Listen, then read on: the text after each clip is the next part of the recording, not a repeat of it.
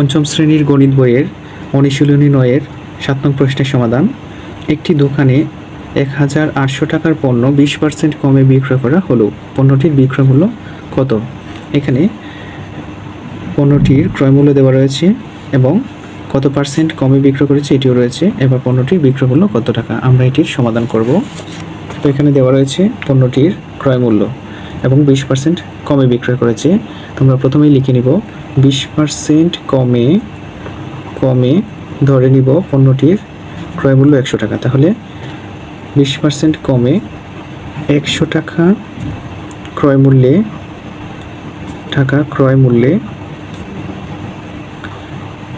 মূল্যে বিক্রয় মূল্য সমান 100 থেকে 20 টাকা কমবে, অর্থাৎ 20% কমে বিক্রয় করেছে যেহেতু, যদি পণ্যটির ক্রয় মূল্য 100 টাকা হয় তাহলে বিক্রয় মূল্য তার চেয়ে কম হবে। 100 বিয়োগ 20 সমান হবে 80 টাকা।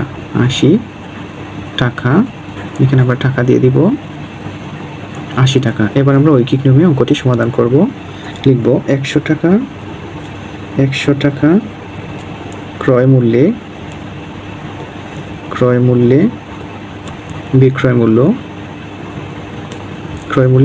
মূল্য হয় 80 টাকা। 80 টাকা, সুতরাং 1 টাকা ক্রয় মূল্যে বিক্রয় মূল্য হয় 100 ভাগের 80 টাকা। এবার লিখব ক্রয় মূল্য 1800 টাকা।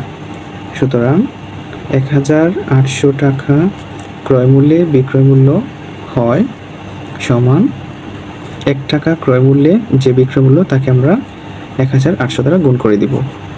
1800 দ্বারা গুণ করব।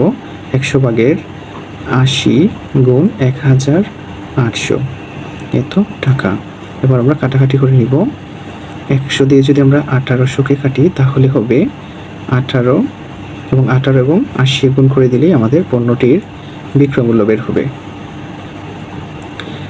এখানে একটি শূন্য রয়েছে, প্রথমে শূন্য নিয়ে নিব। এবার 8 দিয়ে 18কে গুণ করে দেব। 8 8 64, 4 হাতে আছে 6, 8 একে 8 আর 6 হলো 14, 1440 টাকা। অর্থাৎ 20% কমে পণ্যটির বিক্রয় মূল্য হবে 1440 টাকা। সুতরাং 20% কমে পণ্যটির বিক্রয়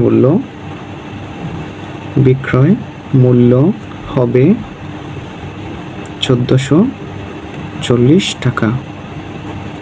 উত্তর 1440 টাকা।